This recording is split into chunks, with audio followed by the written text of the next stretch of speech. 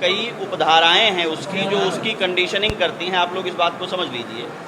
POCSO में कई ऐसे उसके उपबंध हैं जो ये तय करते हैं कि किस स्तर का अपराध हुआ है, किस स्तर की यौन उत्पीड़न की स्थितियाँ हुई हैं, और उनको परिभाषित करने में देखना है, घूरना है, स्पर्श करना है।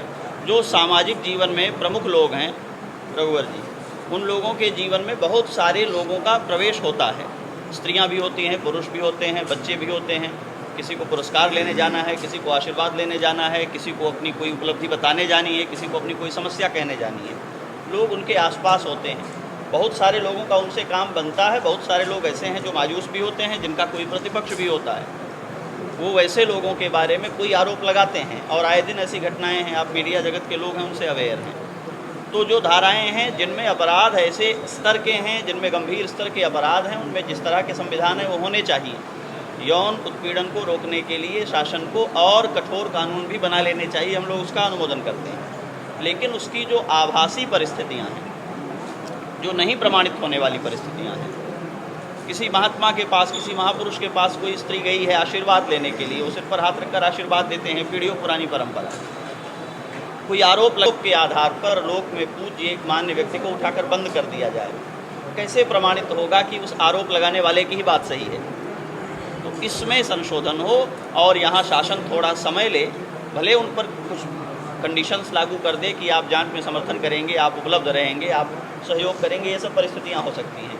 लेकिन किसी आरोप के प्रथम चरण में ही किसी व्यक्ति को उठाकर बंद कर दिया जाएगा, ये तय किए बिना कि अपराध किस स्तर का है।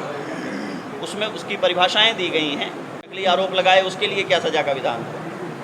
तो जो हम लोगों की बात है और जो इस सभा में रखी जानी है, उसका मुख्य उद्देश्य किसी व्यक्ति मात्र की घटना ही नहीं है। उसमें अनेक व्यक्ति सम्मिलित हो सकते हैं, और बड़े बड़े उदाहरण इस देश में हैं। आज हम उस विषय में प्रमाण नहीं उपस्थित कर सकते हैं, लेकिन आसाराम जी जेल में गए, सारी दुनिया के सामने है ये घटना।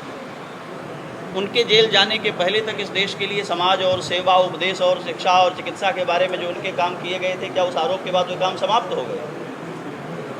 इस देश भर में आश्रम बना करके और योजनाओं के माध्यम से जो ठीक है, मैं नहीं जानता कि उनके बारे में जो अपराध हैं कितने सच हैं कितने गलत हैं, वो न्यायालय तय करेंगे। हम आज उस पर डिबेट नहीं कर सकते, ये सुन लीजिए इस बात को। लेकिन उस आरोप के पहले जो उन्होंने किया, और जिसमें इस देश की सरकार से लेकर सभी मान्य संस्थाओं ने उनका स्वागत अभिनंदन किया था, उसका मूल्यांकन क्या है? क्या वो सब निरस्त है? ये अमानवीय है और हमारे संविधान की मूल भावना के विरुद्ध है। तो केवल ये है कि इसको फिल्टर किया जाना चाहिए, इसकी जो परिस्थितियां हैं उनकी समीक्षा की जानी चाहिए।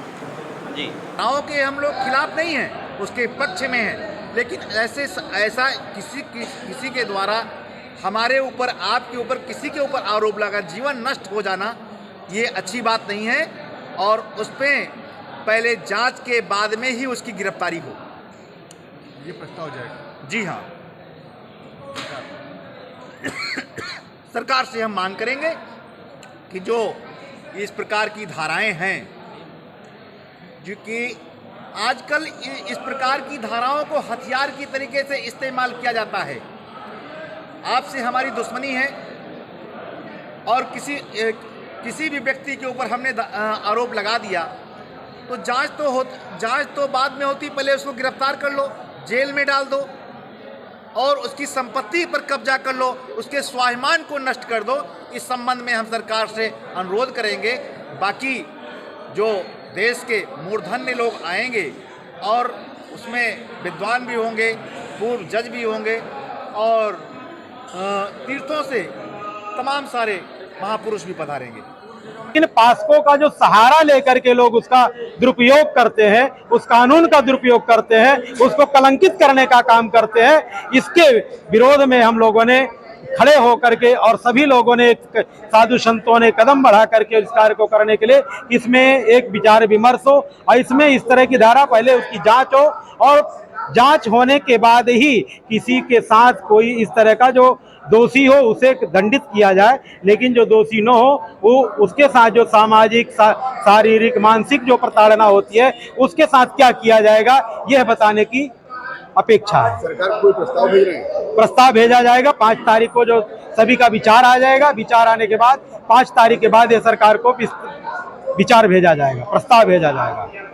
प्रस्ताव में क्या रहेगा? प्रस्ताव में यही रहेगा कि इसमें संशोधन किया जाए, जो भी लगाया जाने, चूंकि इसका कानून तो वास्तव में है कि तत्काल जैसे आपने FIR किया और FIR करते ही उसे उठा लिया जाए, उसे जेल में डाल दिया जाए, इसके बाद वो सफाई अपनी पेश करे। तो ये सफाई पेश करने का अवसर जो है तो उसको पहले दिया जाए, उसकी बाकायदे जांच हो, जांच होने के बाद यदि वो दोषी पाया जाता है तब उसे दंडित किया जाए।